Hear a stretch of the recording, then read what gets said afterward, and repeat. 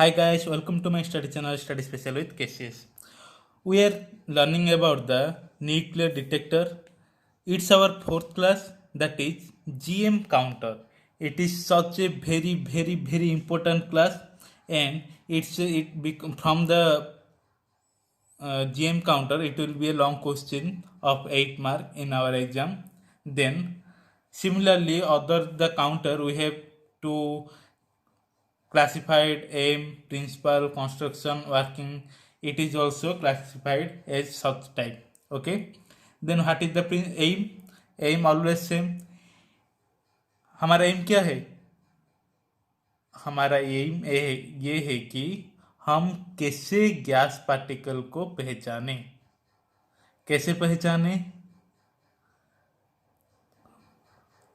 जब हम एक चार्ज पार्टिकल को गैस के अंदर पास करवाएंगे तो हमें क्या वो जीएम काउंटर होगा या प्रोपोर्शनलिटी काउंटर होगा, वो जो भी काउंटर होगा हमें वो पहचान करवाएगा कि ये अल्फा पार्टिकल है कि बीटा पार्टिकल है कि गामा पार्टिकल है.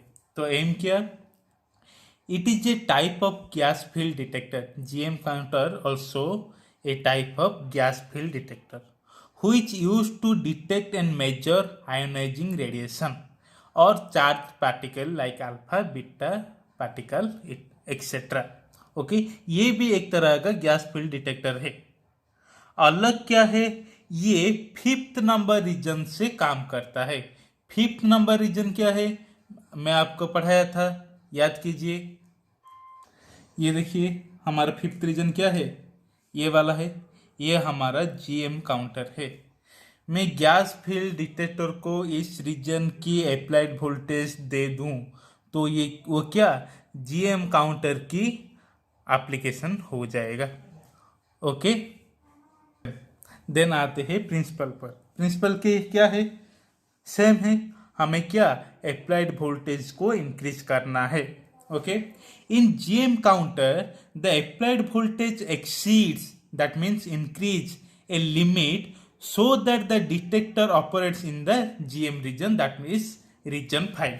हमें इतना अप्लाइड वोल्टेज देना है जिसके लिए उसका क्या रीजन 5 में ये अप्लाई हो. Then charge collected is no longer proportional to the initial ionization. The gas multiplication factor M is very large in this reason.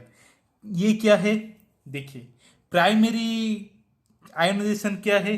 जब कोई गैस हमारा कैथोड ट्यूब में होगा, हम कोई चार्ज पार्टिकल इंड्यूस करने वाले हैं, तो ये वो क्या करेगा? पहले बार फर्स्ट स्टेज पे ही वो जो इलेक्ट्रॉन एंड पॉजिटिव आयन देगा वो होगा हमारा primary ionization. But in this region due to high value of voltage this primary ionization goes for secondary ionization which is the gas multiplication factor. And due to very large voltage there is some ions. The ions in this region are secondary ion. So ये क्या करता है? Primary ionisation की ion के ऊपर depend नहीं करता है, क्योंकि इतने वोल्टेज में सेकेंडरी आयोनाइजेशन हो जाता है एंड जो इलेक्ट्रॉन एंड पॉजिटिव आयन वहाँ होते हैं वो सेकेंडरी आयोनाइजेशन के वजह से होता है. तो प्राइमरी आयोनाइजेशन की आयन जो है उसके ऊपर डिपेंड नहीं करता है. यही हमारा डिसएडवांटेज है, हम बाद में पढ़ेंगे. Okay. The gas multiplication factor M is very large in this region. होगा ही, क्योंकि प्राइमरी आयोनाइजेशन से जो पार्टिकल अगेन आयोनाइज होकर सेकेंडरी आयोनाइजेशन देता है उसको ही हम बोलते हैं gas multiplication factor. Okay. Due to high potential difference the gas further ionize. It is called indirect ionization. Indirect ionization क्या है? बहुत सारा आयन को प्रोड्यूस करना इनडायरेक्ट आयोनाइजेशन है. ओके. गैस मल्टीप्लिकेशन जो है वही इनडायरेक्ट आयोनाइजेशन है. तो कंस्ट्रक्शन क्या है? एक मेटालिक कॉपर ट्यूब को लेना है, एक सेंट्रल वायर को इसका अंदर पास करके रेजिस्टेंस कनेक्ट करना है, कैपेसिटर कनेक्ट करना है, एक high potential 1000 voltage negative terminal को किसकी मेटालिक ट्यूब में जॉइंट करके इसे कैथोड बनाना है। पॉजिटिव टर्मिनल को सेंट्रल वायर से जॉइंट करके इसे एनोड बनाना है। और इसके अंदर कौन सा गैस भरना है, आर्गन प्लस इथाइल अल्कोहल। आपको याद है प्रोपोर्शनल काउंटर में हम मीथेन ऐड किए थे, क्यों क्यों ऐड किए थे, डिस्चार्ज ऑफ गैस को बंद करने के लिए। इससे यहाँ पर भी कोई होगा कि डिस्चार्ज को बंद करने के लिए इथाइल अल्कोहल डाल रहे, हम बाद में पढ़ेंगे। ओके, तो हमारा वर्किंग प्रोसेसिंग क्या होता है, देखिए मैं बोल रहा हूं। ये कपर ट्यूब है, ये कपर ट्यूब के अंदर आर्गन गैस है। मैं पहले क्या दूंगा, चार्ज पार्टिकल पास करूंगा, तो क्या होगा, आर्गन से इलेक्ट्रॉन मूव होकर क्या हमें देंगे, पॉजिटिव आयन एंड इलेक्ट्रॉन देंगे। ये हमारा क्या हो गया, प्राइमरी आयनाइजेशन। ओके, ये पॉजिटिव आयन और इलेक्ट्रॉन, ये पॉजिटिव आयन जब कैथोड की तरफ जा रहा होगा, इलेक्ट्रॉन जब एनोड की तरफ जा रहा होगा, तो क्या होगा, आर्गन गैस के साथ कोलाइड करेगा। कोलाइड होके वो एगेन आयन फॉर्मेशन करेगा, जो कि हमारा एगेन आयन फॉर्मेशन करेगा, एगेन आयन फॉर्मेशन। ओके, जो कि हमारा क्या है, सेकेंडरी आयोनाइजेशन, हाँ कि नहीं। तो ये जो सेकेंडरी आयोनाइजेशन में जो positive ion and negative ion होते हैं, वो नेगेटिव इलेक्ट्रॉन जो होते हैं वो क्या करेंगे, वो आर्गन से इलेक्ट्रॉन छीनकर कौन, पॉजिटिव आयन, आर्गन से इलेक्ट्रॉन छीनकर वो क्या होगा, न्यूट्रल बन जाएगा। क्या न्यूट्रल बन जाएगा, पॉजिटिव आयन न्यूट्रल बन जाएगा। एंड आर्गन को क्या करेगा, आर्गन को एक्साइट कर लेगा, हाँ कि नहीं, आर्गन को एक्साइट कर लिया। जब एक्साइटेशन स्टेट से ग्राउंड स्टेट आता है, कौन, आर्गन गैस, वो क्या रिलीज करता है, फोटोन रिलीज करता है।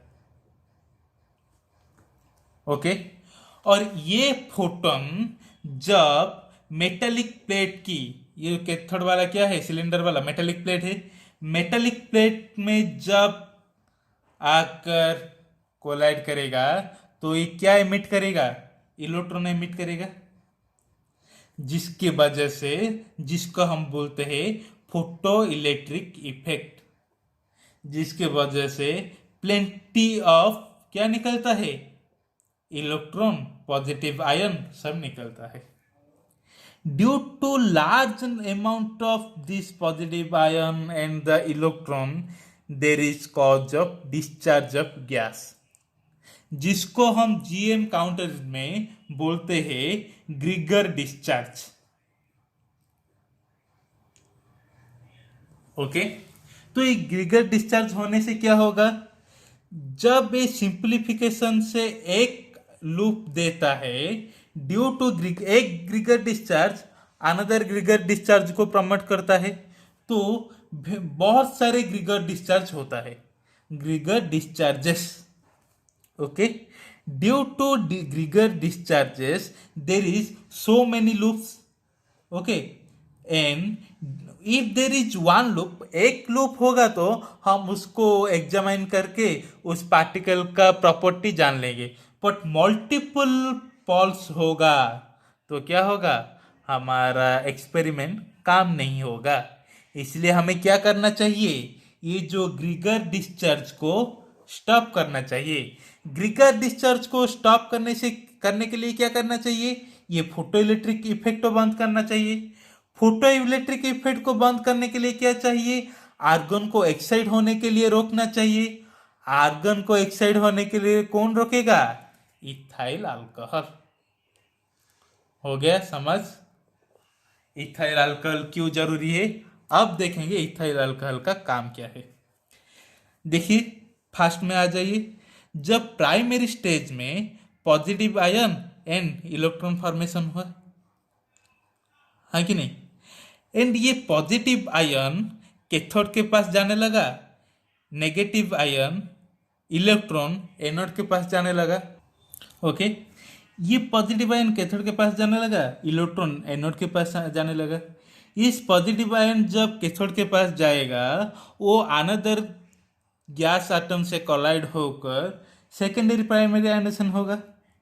If we stop this, if we stop this, stop to what, किसको बंद करना है? ये जो पॉजिटिव आयन कैथोड के पास जाकर अदर गैस पार्टिकल से कोलाइड होके सेकेंडरी आयोनाइजेशन कर रहा है, उसके बाद ये जो पॉजिटिव आयन इलेक्ट्रॉन को लेकर न्यूट्रल बन के आर्गन को एक्साइट बना रहा है, एक्साइट स्टेट में लेकर जा रहा है, मैं इसको स्टॉप कर लूँ तो नहीं होगा एक्साइटेशन, देन हमारा काम आसान हो गया। तो ये हमारा काम कौन आसान करता है? ग्रिगर डिस्चार्ज। इसको क्या बोलते हैं? क्वेचिंग। क्या बोलते हैं? क्वेचिंग। ये हमारा quenching gas, QUENCHING, quenching gas. Quenching क्या होता है? जो क्या फर्दर आयोनाइजेशन को रोकता है, उसे बोलते हैं क्वेंचिंग। तो इथाइल अल्कोहल कैसे रुकाता है, बंद करता है, ये हम बाद में पढ़ेंगे, पहले इसका वर्किंग पढ़ लेते। ओके, देखिए जीएम काउंटर बहुत बड़ा है, इसको ध्यान से अच्छे से पढ़ना चाहिए। ओके, देखो वर्किंग क्या है। Argon gas is inside the tube. Argon gas क्या है? इनसाइड द ट्यूब है। Why initiate the charge, we initiate the charge, हम चार्ज पार्टिकल को इंसिडेंट किए। Formation of ion from argon, कैसे? By remove electron which is called the primary ionization. When electrons and positive ion go toward the opposite electrode, क्या होता है? By getting energy from potential difference, इसमें potential difference ज्यादा है तो इसको बहुत एनर्जी मिल रहा है, तो ये इलेक्ट्रॉन एनोड की तरफ जा रहा है, पॉजिटिव आयन कैथोड की तरफ जा रहा है। इस रास्ते पे ही वो क्या करते हैं? अदर आर्गन गैस को कोलाइड करते हैं, collide the argon gas and form secondary ionisation which is called Townsend avalanche. क्या? Townsend avalanche is the other name of secondary ionisation. Okay, the positive ions from primary and secondary ionisation, हम अब क्या बन गया? Positive ion बन गया, electron भी बन गया। ये जो प्राइमरी सेकेंडरी आयोनाइजेशन से हमें पॉजिटिव आयन एंड इलेक्ट्रॉन मिला है, वो क्या? Get electron from argon gas atom and neutral itself. वो पॉजिटिव आयन क्या हो रहा है? न्यूट्रल हो रहा है। कैसे न्यूट्रल हो रहा है? आर्गन से इलेक्ट्रॉन को छीनकर न्यूट्रल हो रहा है, बट आर्गन को एक्साइट कर रहा है। जब आर्गन गैस एक्साइट होकर ग्राउंड स्टेट में आएगा, वो क्या करेगा? एनर्जी रिलीज करेगा कि नहीं? तो एनर्जी रिलीज करता है, कैसे? Packet of energy. What is the packet of energy? Photon. It release photon in form of energy. When this photon collide with metallic plate, ये क्या है? मेटेलिक प्लेट है ना। जब ये फोटोन मेटेलिक प्लेट से क्या कोलाइड करता है, तो यह क्या निकलता है? इलेक्ट्रॉन एमिट होता है। हमें पता है फोटो इलेक्ट्रिक इफेक्ट में, जब फोटोन या energy, packet of energy collide with metallic plate, it emits electron. It is the photoelectric effect. Due to photoelectric effect, there is number of ion which number में formation होता है, जो कि gas discharge का कारण बन जाता है। Follow discharge of gas which is called ग्रिगर डिस्चार्ज। जीएम काउंटर मीन्स क्या है? ग्रिगर मुller काउंटर। क्या है? ग्रिगर Muller counter. The gas discharge in this Grigor-Muller counter is Grigor discharge. In this way, one Grigor discharge helps to another Grigor discharge. Due to multiple Grigor discharge, there is gas discharge, and there is multiple of Paul side. Due to multiple of Paul side, we cannot examine our experiment. So we have to stop this Grigor discharge. कैसे stop करें? देखिए, to stop this Grigor discharge, we have to remove positive ion sheath around the anode called quenching. Quenching क्या होता है? देखिए मैं फिर से बोल रहा हूं, ये है मेटालिक ब्लॉक्स, ये है क्या? Central line, okay. ये होगा कैथोड, ये होगा एनोड। जब प्राइमरी आयोनाइजेशन होता है तो क्या होता है? Positive ion and electron formation होता है, एंड ये पॉजिटिव आयन कैथोड के पास जाता है, इलेक्ट्रॉन नेगेटिव आयन के पास जाता है। ये क्वेंचिंग क्या करता है? ये जो प्राइमरी एंड सेकेंडरी आयोनाइजेशन के वजह से जो पॉजिटिव आयन फॉर्मेशन हो रहे हैं, ये जो पॉजिटिव आयन फॉर्मेशन हो रहे हैं, इसको क्या होने नहीं दे रहा है? न्यूट्रल होने नहीं दे रहा है। क्योंकि ये क्वेंचिंग क्या है? ये quenching means removal of positive ion. E positive ion remove हो जाए तो क्या होगा? ना ये इलेक्ट्रॉन लेकर न्यूट्रल होगा, ना ये आर्गन को एक्साइट कर पाएगा। आर्गन को नहीं एक्साइट किया तो ना वो ग्राउंड स्टेट में आकर फोटोन रिलीज करेगा, ना वो फोटोन मेटालिक प्लेट में अटैच हो कोलाइड होकर फोटो इलेक्ट्रिक इफेक्ट करेगा। तो क्या होगा? फोटो इलेक्ट्रिक इफेक्ट बंद हो जाएगा। Due to close of photo electric effect there is no ग्रीगर discharge, okay. And if there is no Geiger discharge, the ionization electron go toward anode and cation go toward cathode. So the current start to flowing. We get pulse at output. Positive ion cathode की तरफ जाएगा, electron negative anode की तरफ जाएगा, current flow होगा, हमें pulse site मिलेगा। तो हम उसको टेस्ट करके उसको एम्पलीफायर में भेज के उसको उसको स्टडी कर पाएंगे, काउंटर में भेज के उसको काउंट भी कर पाएंगे, ओके। यहाँ पर जीएम काउंटर में एम्पलीफायर की जरूरत नहीं है, क्योंकि due to high energy we get proper pulse, okay. इसको एम्पलीफाई करना कोई जरूरत नहीं है। तो क्वेंचिंग जो है उसको दो तरीका से है, एक एक्सटर्नल क्वेंचिंग, एक है इंटरनल क्वेंचिंग। तो एक्सटर्नल क्वेंचिंग क्या है? चलो पढ़ते।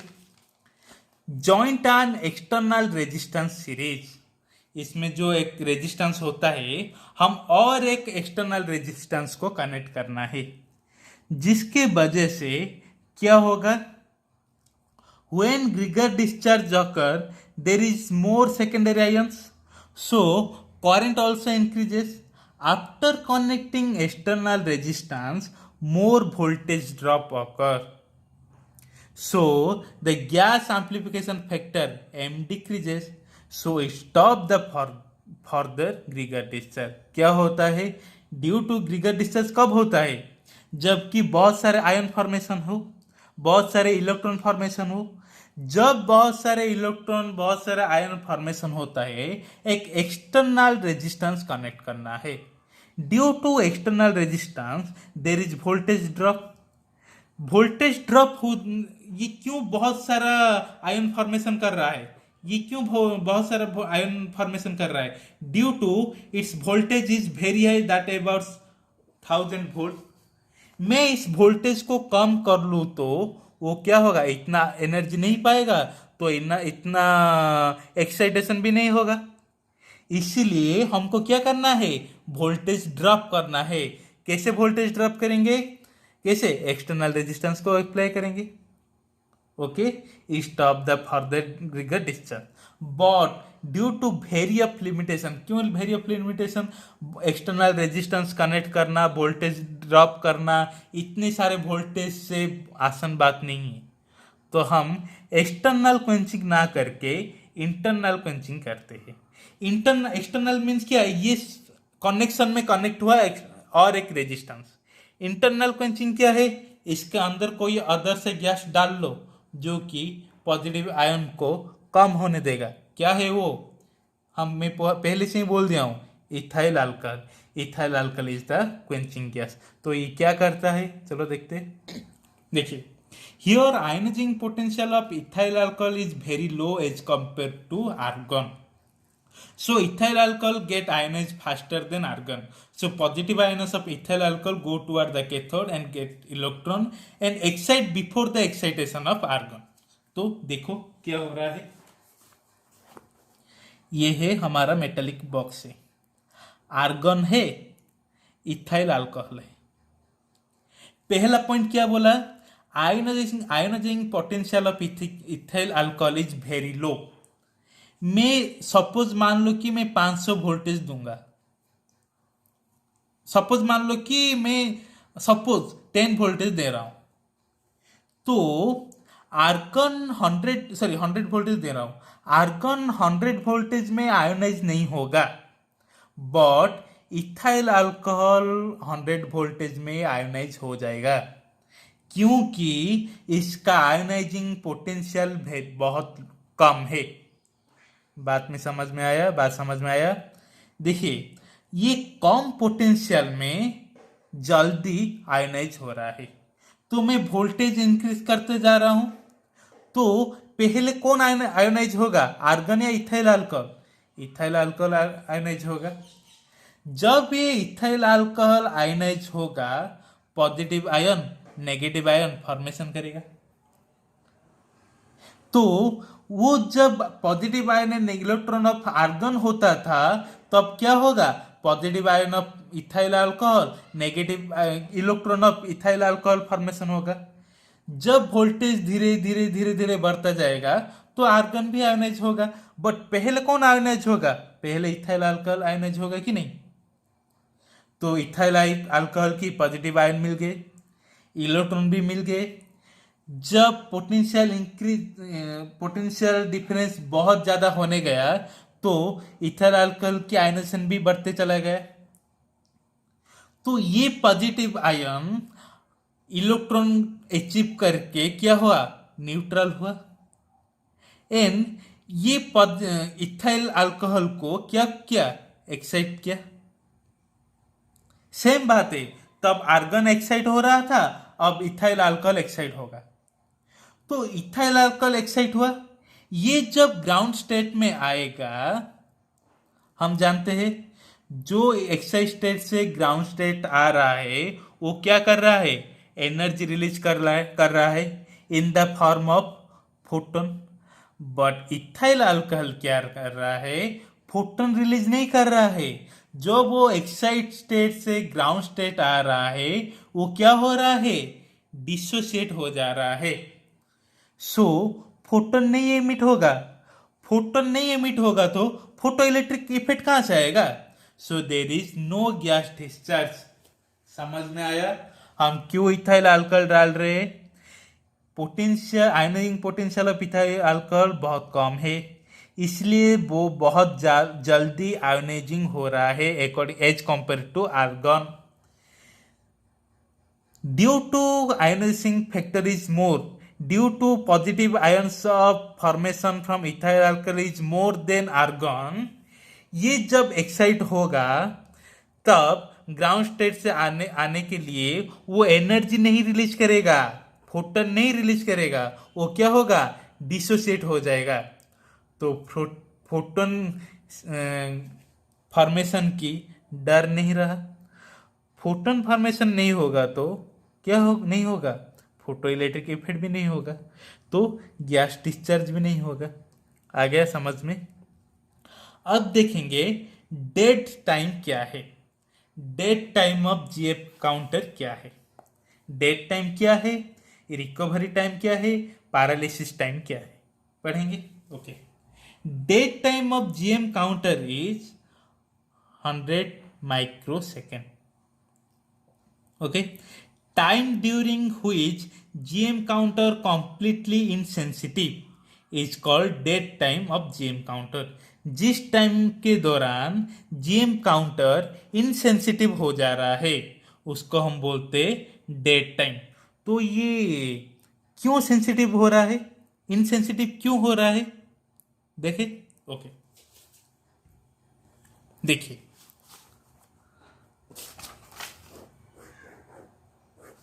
आयोनाइज होगा, हाँ कि नहीं। तो आयोनाइज जब होगा, पॉजिटिव आयन क्रिएट करेगा, इलेक्ट्रॉन क्रिएट करेगा। एंड इलेक्ट्रॉन का मास बहुत नेग्लिजिबल है, तो पॉजिटिव आयन का मास इलेक्ट्रॉन की मास से बहुत ज़्यादा है कि नहीं? हाँ है।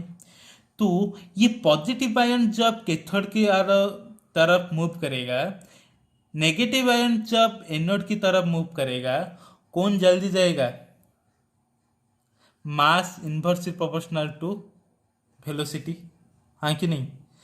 तो इसका मास बहुत ज़्यादा है, इसका मास बहुत कम है, तो इलेक्ट्रॉन एनोड की तरफ जल्दी आ जाएगा, हाँ कि नहीं? Due to positive ion more heavier than electron, so it take more time to reach the cathode. ओके, देखिए इलेक्ट्रॉन पहुंच जाएगा पर पॉजिटिव आयन नहीं पहुंचेगा उस टाइम पर। तो क्या होगा? उस वक्त जीएम काउंटर ऑपरेटिंग होना बंद हो जाएगा। ओके, तो ये कितना समय देर में जाकर मिलते हैं? जब इलेक्ट्रॉन एनर्जी से मिलता है उसकी 100 माइक्रोसेकेंड के बाद पॉजिटिव आयन कैथोड से जाकर कोलाइड होता है। इस टाइम पीरियड को हम बोलते हैं क्या? Dead time. मैं इसका नोट नहीं बनाऊं, आप चाहो तो इससे स्क्रीनशॉट उठा सकते हैं इतने के अंदर। When charged particle enter the ionization chamber, it form positive ion and negative ion of argon. Okay, positive ion go toward cathode and negative ion go toward anode. Due to positive ions are heavier than electron, so positive ion take more time to reach at cathode as compared to electron reach at anode. Still, when all positive ion not reach at cathode, जब तक सारे positive ion cathode की तरफ नहीं पहुंच पाएंगे तब GM counter क्या होगा? ऑपरेट नहीं होगा। ओके, तो मैंने पहले एक चार्ज पार्टिकल को इंसिडेंट किया तो वो पॉजिटिव आयन नेगेटिव आयन को इलेक्ट्रॉन में कन्वर्ट किया। जब दूसरा चार्ज पार्टिकल को इंसिडेंट करना है मुझे, तो क्या करना होगा? 100 माइक्रोसेकेंड वेट करना होगा, क्योंकि जब मैं भेजूंगा उसको, उस पॉजिटिव आयन को कैथोड में जाने के लिए 100 माइक्रोसेकेंड की जरूरत है। ध्यान से सुनिए, मैं पहले एक चार्ज पार्टिकल भेजा इस मेटालिक ट्यूब पर, तो वो अंदर गया, आयोनाइजेशन हुआ, पॉजिटिव आयन एंड इलेक्ट्रॉन निकला। वो सारे पॉजिटिव आयन कैथोड को जाने के लिए 100 माइक्रोसेकेंड ले रहे हैं। तो जब मैं दूसरा चार्ज पार्टिकल इसके अंदर डालूं तो 100 सेकेंड के बाद ही वो मुझे अपना रिपोर्ट देगा। ये 100 माइक्रोसेकेंड से अगले टाइम से ही मैं अनदर पार्टिकल को इंसिडेंट किया तो क्या होगा? वो कुछ भी हमें रिपोर्ट नहीं देगा, क्योंकि वो उसका डेड टाइम है, वो उस टाइम वक्त पर काउंटर ऑपरेट नहीं कर रहा है। बात समझ में आया? Okay, then recovery time, the time interval during which GM counter become ready to give full pulse again। उसको हम, वो भी उतना वक्त ही होगा, जितना डिले होगा उतना ही रिकवर होगा ना, तो होगा क्या? 100 माइक्रोसेकेंड। पैरालिसिस टाइम और रिजॉल्विंग टाइम क्या है? Dead time plus resolving time that equal to 100 plus 100 that equal to, sorry, recovery time not resolve, recovery time is called 200 microsecond. Advantage क्या है? It can count nuclear radiation particle such as alpha, beta, gamma, and pulse height is very clear, so amplification की use करना जरूरत नहीं है। Disadvantage क्या है? Delay of 200 microsecond. 200 microsecond सबसे लिस्ट है, फिर भी हमको जल्दी आंसर चाहिए, इतना वक्त कहाँ लेना है यार। हम ह्यूमन है, होमो सैपियंस है। Okay, can't detect neutral particle, ये ओनली चार्ज पार्टिकल को ही डिटेक्ट कर पाएगा, न्यूट्रल पार्टिकल को डिटेक्ट नहीं कर पाएगा। Not depend on primary ionisation, मैं पहले ही बोल चुका हूँ, प्राइमरी आयोनाइजेशन से डिपेंड नहीं कर रहा है। इसके वजह से इंसिडेंट पार्टिकल के बारे में हमें नहीं पता चल पाएगा। ओके, वो डेट टाइम रिकवर टाइम समझ में आ गया। डेट टाइम क्यों हो रहा है? Due to positive answer so very mass, so उसको जाने के लिए बहुत वक्त ले रहा है। वो कितना वक्त ले रहा है? 100 माइक्रोसेकेंड। वो 100 माइक्रोसेकेंड जीएम काउंटर ऑपरेट नहीं कर पाएगा, वो डेट की तरह पड़ा रहेगा। इफ हमें दूसरे आयन को इंसिडेंट करना है तो हमें 100 माइक्रोसेकेंड वेट करना पड़ेगा, क्योंकि उसको रिकवर होने के लिए भी और 100 माइक्रोसेकेंड वक्त लगता है। तो ये रहा आपका GM counter. It is so very very important chapter, please. हाँ, याद रखिए, अब जो मुझे सवाल आता है कि सर आप जो बोल रहे हैं वो मैं नोट करूँ कि नहीं, मैं नोट तो दे रहा हूँ, मैं क्यों ये सब लिख रहा हूँ? आपकी नोट के लिए। मैं चाहता होता तो इमेज से ही डायग्राम बनाकर ही मैं समझा सकता था, तुम्हारे लिए ही मैं नोट दे रहा हूँ। तो मैं जो बोल रहा हूँ उससे पहले सुनिए, अच्छे से सुनिए, उसके बाद नोट की तरह भी मैं एरो मार्क देकर भी नोट समझा रहा हूँ।